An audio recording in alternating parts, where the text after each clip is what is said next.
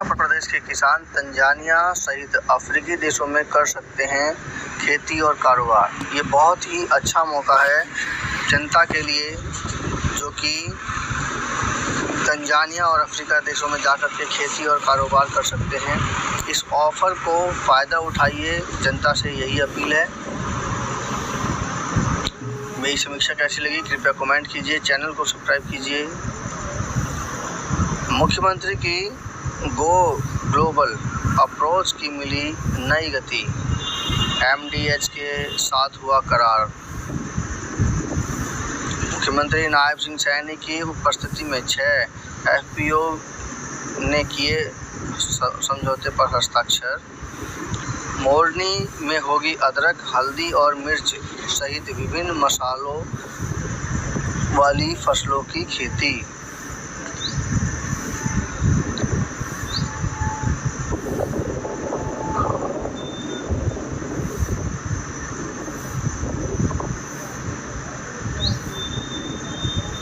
अब हरियाणा के किसान उत्पादक संगठन FPO तंजानिया, केन्या सहित अन्य अफ्रीकी देशों में भी खेती और कृषि कारोबार के अवसरों का लाभ उठा सकेंगे। बुधवार को पंचकुला के मोरनी में मुख्यमंत्री नायब सिंह सैनी की उपस्थिति में देश की प्रतिष्ठित मसाला कंपनी MDH और हरियाणा के 6 किसान उत्पादक संगठनों FPO के बीच महत्वपूर्ण करार हुआ है। विदेश सहयोग विभाग और बागवानी विभाग द्वारा क्रियान्वित इस पहल का उद्देश्य किसानों को वैश्विक बाजारों से जोड़ना और उनकी आय बढ़ाना और कृषि क्षेत्र में नए अवसर सृजित करना है।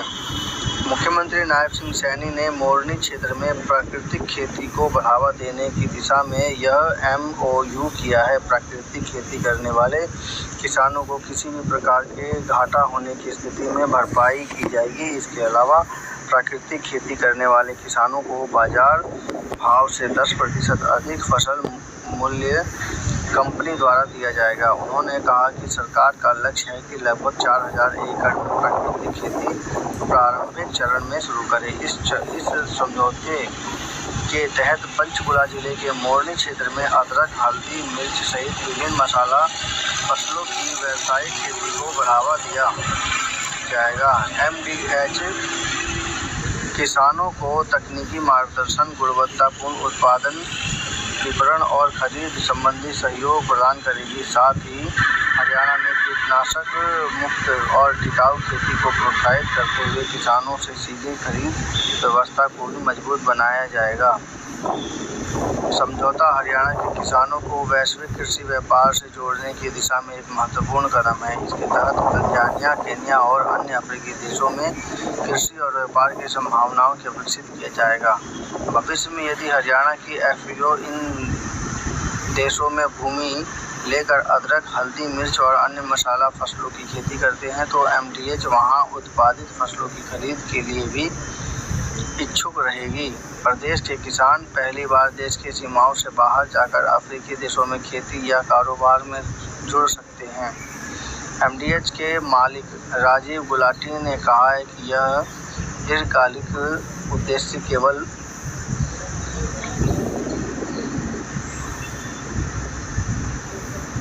औद्योगिक विकास तक सीमित नहीं है बल्कि एक मजबूत एग्रीकल्चरल इकोसिस्टम तैयार करना है। इस दौरान मुख्य सचिव अनुराग रस्तोगी, अतिरिक्त मुख्य सचिव विजेंद्र कुमार, विदेश सहयोग विभाग के प्रधान सचिव अमनीत P कुमार व अन्य अधिकारी उपस्थित रहे। तो ये जो तंजानिया में खेती करने से बहुत ही अच्छा बेनिफिट मिल सकता है क्योंकि अफ्रीका देशों में ज़मीन की भरमार है और जिस जगह पर ये वहाँ पे नदियाँ भी बहुत अच्छी हैं और खेती के अच्छे प्रोडक्ट भी वहाँ पर आसानी से लगाए जा सकते हैं। तीसरी बात, वहाँ पे मार्केट भी ऑलरेडी मिल रहा है, यानी क्योंकि वो अभी उभरता हुई कंट्री है तो वो लोग उभरती हुई कंट्री की वजह से खेती की चीज़ें ज़्यादा से ज़्यादा उनमें सप्लाई हो सकती है। साथ ही अफ्रीका देशों से अगर यूरोप की तरफ अगर माल जाएगा तो यूरोप वाले उन्हें प्रोत्साहित करेंगे। अफ्रीकन कंट्रियों में डेवलपमेंट होगा और डेवलपमेंट का एक मुख्य जरिया आपका खेती रहेगा। जब तक वहाँ के जो मूल निवासी हैं वो खेती करना नहीं अच्छी तरह से सीख पाएंगे, तब तक वो इतनी आसानी से डेवलप नहीं हो पाएंगे। मतलब ये, क्योंकि खेती से ही एक मोटी स्थायी कमाई होती है, और खेती अगर वो कर लेंगे तो उससे वो एक यूरोपियन कंट्रियों को कुछ अपना माल सप्लाई कर सकते हैं। और साथ ही साथ चूँकि ज़मीन बहुत ज़्यादा है, तो अगर उस खेती पर ध्यान दिया गया तो वो बड़े बड़े देशों तक में, जैसे कि भारत की खाद्य आपूर्ति की पूर्ति कर सकते हैं, और इसी प्रकार से अन्य देशों में भी सप्लाई कर सकते हैं। ऐसी स्थिति में अगर भारत के कुछ मजबूत पार्टी यानी कि कंपनियां वहां जाकर के अगर लॉन्ग पीरियड के लिए अगर खेती करे,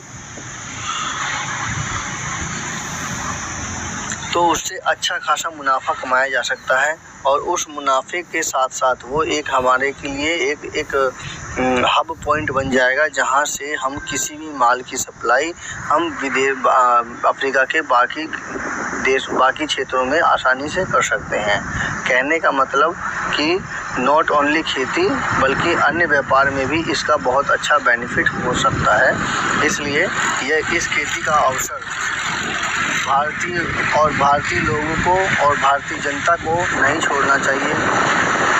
बहुत से लोग और बहुत सी जनता, मतलब पब्लिक, नौकरी के पीछे भाग रही है, जबकि व्यवसाय के पीछे भागना चाहिए। और ऐसी स्थिति में व्यवसाय को सुदृढ़ करना सबसे मजबूत है, सरकार के लिए भी और पब्लिक के लिए भी।